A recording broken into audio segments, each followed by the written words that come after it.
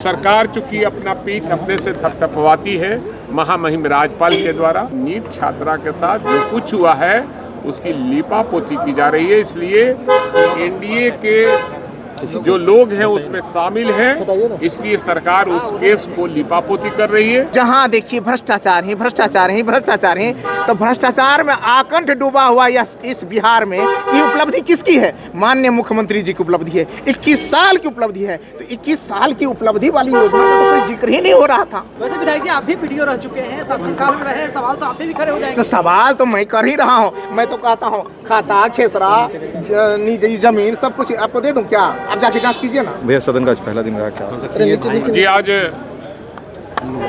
महामहिम राज्यपाल का दोनों सदन का अभिभाषण था और अभिभाषण में जिन बातों का उल्लेख किया गया वो सरजमीन पर नहीं है और सरकार चूंकि अपना पीठ अपने से थपथपवाती है महामहिम राज्यपाल के द्वारा और उसमें जो भी चाहे वो 7 निश्चय का मामला हो, लॉ एंड ऑर्डर का मामला हो, ये सवाल खड़ा करता है कि लॉ एंड ऑर्डर में नीट छात्रा के साथ जो कुछ हुआ है, रोज तो हो ही रहा है, रोज महिलाओं के साथ बलात्कार हो ही रहा है, छिनताई का काम हो रहा है, हत्या का काम हो रहा है, लेकिन नीट छात्रा के साथ जो कुछ हुआ है उसकी लीपापोती की जा रही है। इसलिए एनडीए के जो लोग हैं उसमें शामिल हैं, इसलिए सरकार उस केस को लीपापोती कर रही है।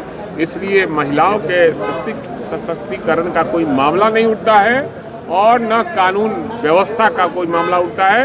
कानून का राज तो है ही नहीं, हर व्यक्ति अपने आप को असुरक्षित महसूस कर रहा है। सर एआईएम के विधायक नेता हैं अख्तरुल इनाम साहब, वो कह रहे हैं कि नमाज जो अदा की जाती है उसकी साउंड बहुत ज़्यादा होती है, उसे कम करना चाहिए।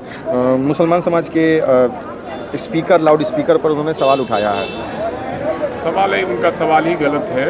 हर व्यक्ति अपने धर्म को मानने वाला लोग आजकल माइक लगाकर पूजा करने का काम करते हैं, चाहे वो नमाज अदा करने का काम हो, मंदिरों में पूजा करने का मामला हो, लाउड स्पीकर बजाना उनके ये भी है, पहले से बजता रहा है। ब्लॉक, अंचल, पुलिस, हॉस्पिटल, रोड, जल, पानी, नल, भैया कौन योजना नहीं छूटा हुआ है कि जहां देखिए भ्रष्टाचार ही भ्रष्टाचार ही भ्रष्टाचार ही, तो भ्रष्टाचार में आकंठ डूबा हुआ इस बिहार में ये उपलब्धि किसकी है? माननीय मुख्यमंत्री जी की उपलब्धि है। 21 साल की उपलब्धि है। तो 21 साल की उपलब्धि वाली योजना का तो कोई जिक्र ही नहीं हो रहा था।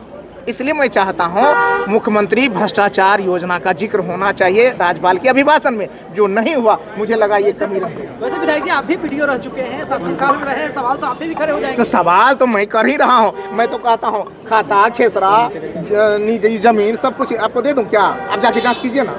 अरे भैया कहता सांच को आँच कैसा?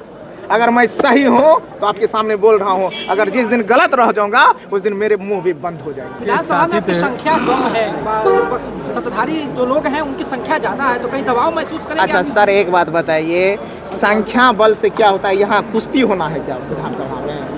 ये विचारों की लड़ाई है, लोकतंत्र है और ऐसे में बोलने वाला वैसे भी लोकतांत्रिक मर्यादा में एक के बाद एक को ही बोलने दिया जाता है। तो कुश्ती थोड़े हो रहा है कि इधर 25 है इधर में 80 है तो चल कुश्ती में हरा देगा। भाई एक आदमी बोलते हैं, अगर आपके विचार, आपके मुद्दे, आपके सिस्टम के प्रति नाराजगी या सपोर्ट अच्छे होंगे तो निश्चित रूप से उठाए जाएंगे। और आप लोग भाई संख्या बल में कम नहीं रहे। आप आपके ही साथी आपके चप्पल तो सर आप तो गर्मी आ गई है, चप्पल तो सब